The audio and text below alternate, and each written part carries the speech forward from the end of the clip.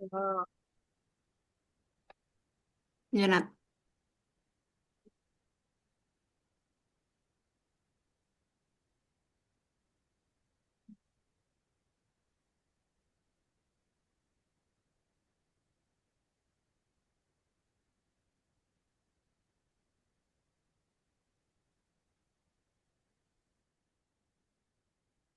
Waalaikumsalam warahmatullahi wabarakatuh. Waalaikumsalam warahmatullahi wabarakatuh. Kami dari kelompok penelitian korelasi yang beranggotakan saya Nadia Iftania Fauzi dengan NIM belakang 25. Saya Siti Nurjati dengan NIM belakang 10.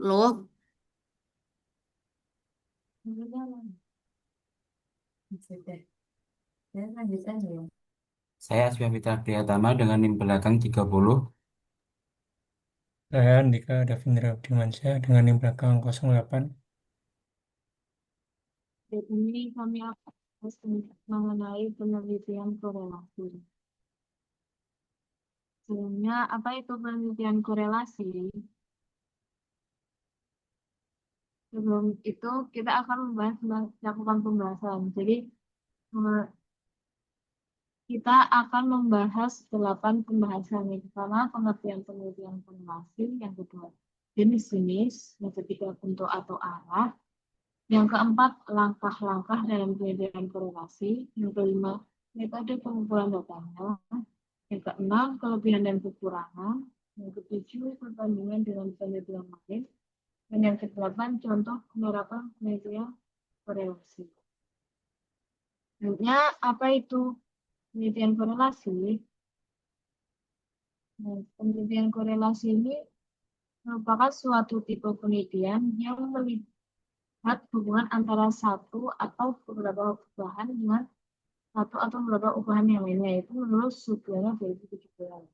Nah, untuk menurut Henkel dan Warren ini, penelitian korelasi ialah penelitian yang bertujuan untuk mengetahui hubungan antar variabel atau lebih tanpa ada upaya untuk mempengaruhi, maka dapat valid karena tidak ada manipulasi variabel.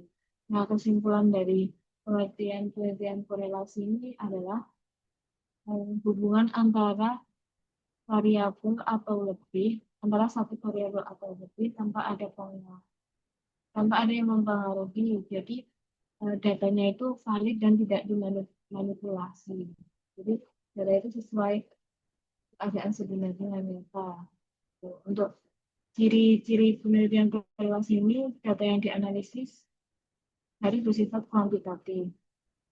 Terus penelitiannya biasanya bersifat kelompok subjek tertentu atau populasi. Lalu untuk mengurai variabel-variabel penelitian. Nah, biasanya itu menguji hipotesis. Kemudian bahasan kedua yaitu bentuk-bentuk penelitian korelasi. Nah, bentuk-bentuk korelasi ini ada empat bentuk. Yang pertama itu ada korelasi positif. Ini hubungan antara dua variabel atau lebih yang bergerak berbanding lurus atau searah. Ini biasanya menunjukkan hubungan sebab akibat antar dua variabel. Biasanya contohnya nih, eh, bila terjadi peningkatan di salah satu variabel, maka variabel yang lain itu juga meningkat. Atau sebaliknya, jika salah satu variabel itu menurun, maka variabel ini juga ikut menurun. Untuk bentuk korelasi positif. Korelasi positif ini menggunakan diagram diagram scatter. Scatter. Nah, selanjutnya itu ada korelasi negatif. Korelasi negatif ini merupakan hubungan antara dua variabel yang bergerak ke arah yang berlawanan atau tidak searah. Nah, ini contohnya nih, sewaktu salah satu variabel terjadi peningkatan, maka variabel yang lain itu akan mengalami penurunan. Jadi diagramnya itu berpola menurun. Selanjutnya untuk korelasi yang ketiga yaitu korelasi nol. Untuk korelasi nol ini artinya tidak ada hubungan linear antara dua variabel. Jadi biasanya ditandai dengan diagram yang berpola ada atau random. Selanjutnya ada korelasi sempurna. Nah, katakan korelasi sempurna itu jika koefisien korelasi memiliki nilai plus satu. Jadi R-nya itu nilainya plus satu. Artinya, sebuah variabel itu mempengaruhi variabel lainnya secara sempurna. Nah, ketika menerapkan korelasi sempurna ini, maka tidak perlu melakukan pengujian hipotesis.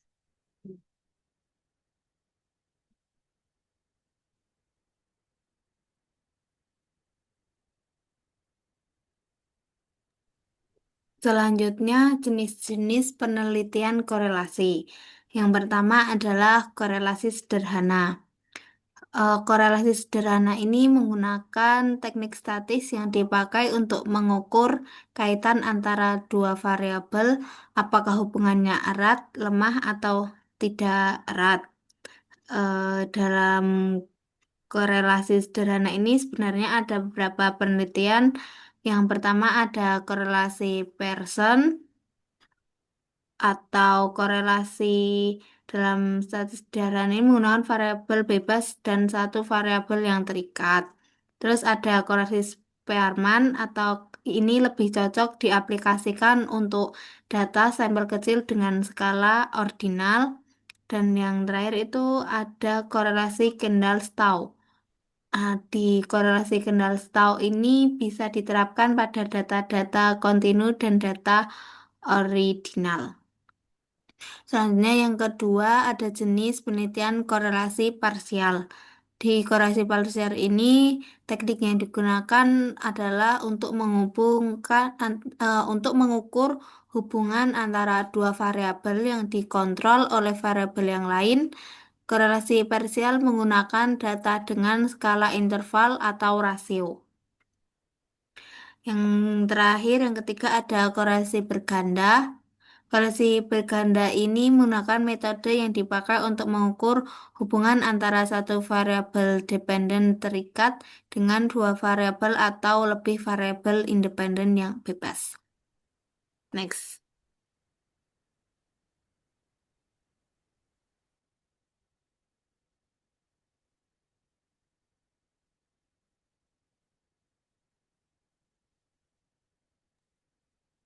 Selanjutnya, langkah-langkah penelitian korelasi.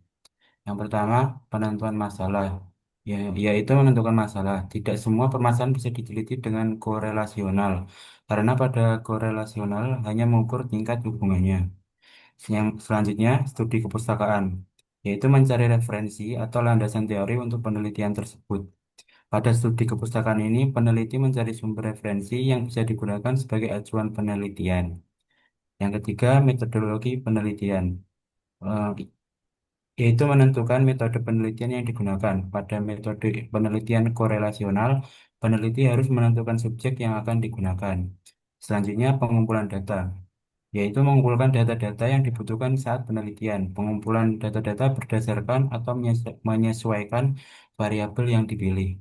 Selanjutnya, analisis data, yaitu eh, analisis data pada penelitian korelasional yaitu dengan cara mengkorelasikan variabel dengan satu variabel yang lain sehingga mendapatkan hasil penelitian yang sesuai. Nah, selanjutnya simpulan yaitu merangkum atau mengambil simpulan secara umum dengan deskripsi dan pembahasan hasil mengenai penemuan tersebut. Next.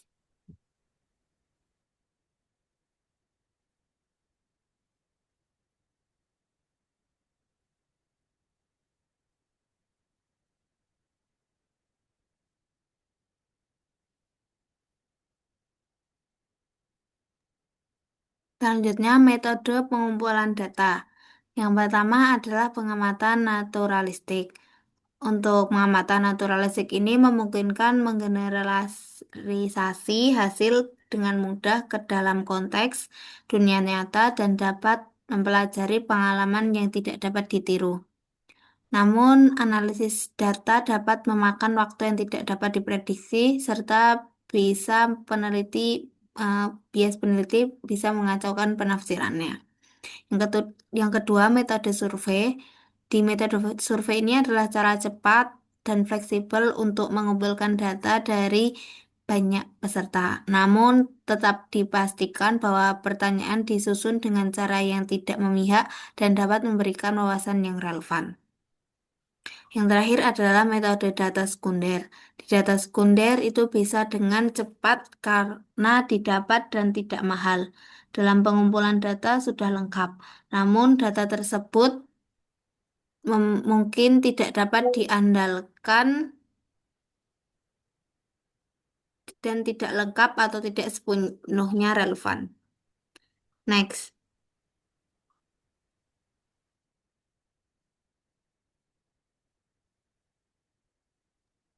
Selanjutnya kelebihan dan kekurangan. Yang pertama untuk kelebihannya, yang pertama mampu menyelidiki hubungan dua variabel atau lebih dalam waktu yang bersamaan. Kedua, mampu memberikan informasi mengenai tingkat kekuatan hubungan antar variabel yang diteliti. Ketiga, mampu mengatasi masalah berkaitan dengan bidang sosial, ekonomi, pendidikan, dan lain-lain. Keempat, memungkinkan untuk memberikan prediksi tanpa menggunakan sampel besar. Yang kelima, memungkinkan untuk menyelidiki variabel-variabel dengan intensif atau mendalam. Untuk kekurangannya, yang pertama, tidak bisa menjelaskan sebab atau akibat dari hubungan antar dua variabel atau lebih yang diteliti. Kedua, hasil hanya mengidentifikasi hubungan satu dengan yang lain. Ketiga, tidak bisa menunjukkan hubungan yang bersifat kausalitas. Keempat, kurang ketat dan tertib karena tidak ada kontrol pada variabel-variabel bebas yang diteliti. Yang kelima, pola dalam hubungan tidak jelas atau kabur. Keenam, seringkali membuat peneliti mengambil simpulan secara sekali tembak. Ketujuh, memasukkan data-data penelitian tanpa mempertimbangkan atau pemilihan. Dan yang terakhir, interpretasi yang kurang jelas atau bermakna. Next.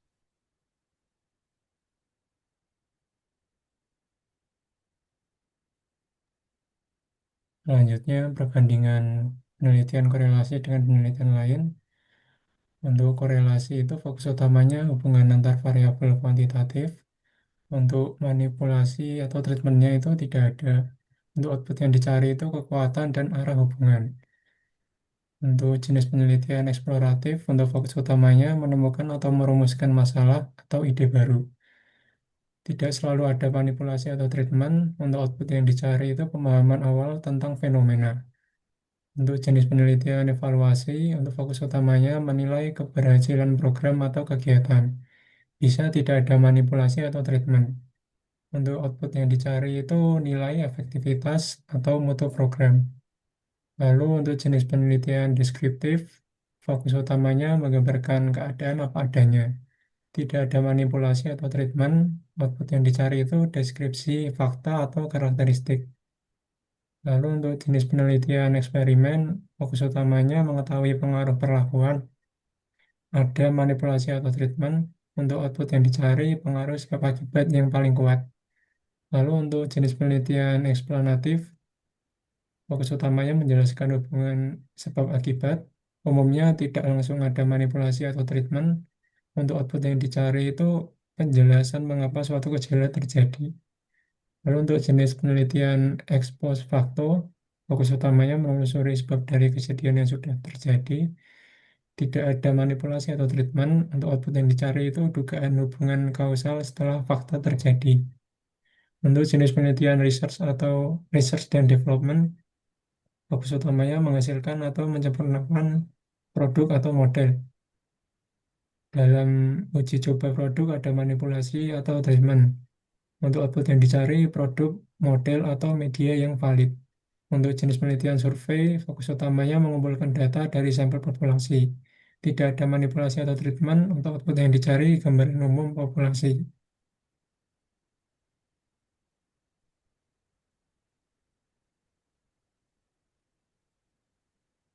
Lalu untuk contoh penerapan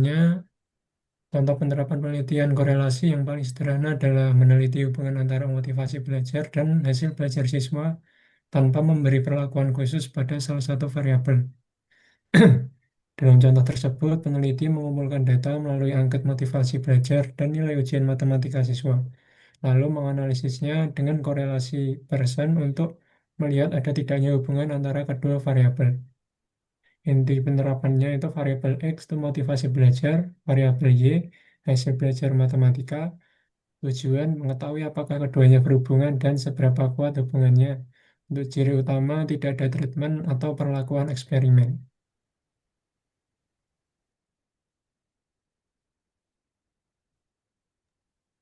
Next.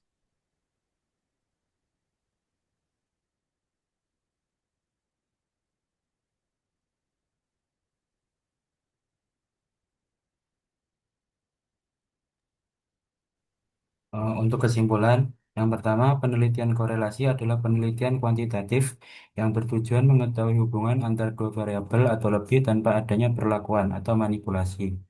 Yang kedua, fokus utama penelitian ini adalah melihat kekuatan dan arah hubungan, positif, negatif, atau nol. Yang ketiga, jenis penelitian korelasi meliputi korelasi sederhana, parsial, dan berganda sesuai jumlah dan kontrol variabel. Yang keempat, pelaksanaan penelitian dilakukan secara sistematis melalui langkah yang pertama penentuan masalah, kedua studi kepustakaan, ketiga metode penelitian, keempat pengumpulan data, kelima analisis data, dan yang terakhir simpulan. Yang kelima, data diperoleh melalui pengamatan, survei, dan data sekunder, lalu dianalisis dengan teknik korelasi statistik. Yang keenam, kelebihannya yaitu efektif melihat hubungan antar variabel. Yang ketujuh, kekurangannya tidak dapat menjelaskan sebab akibat. Dan yang terakhir, penelitian korelasi cocok digunakan sebagai dasar atau tahap awal untuk penelitian lanjutan yang lebih mendalam.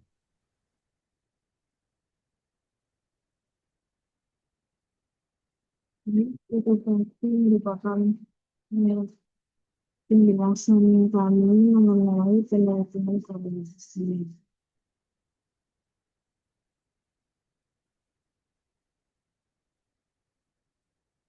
Ini dari kelompok penelitian koordinasi, kurang lebihnya mohon maaf. Wassalamualaikum warahmatullahi wabarakatuh. Waalaikumsalam warahmatullahi wabarakatuh.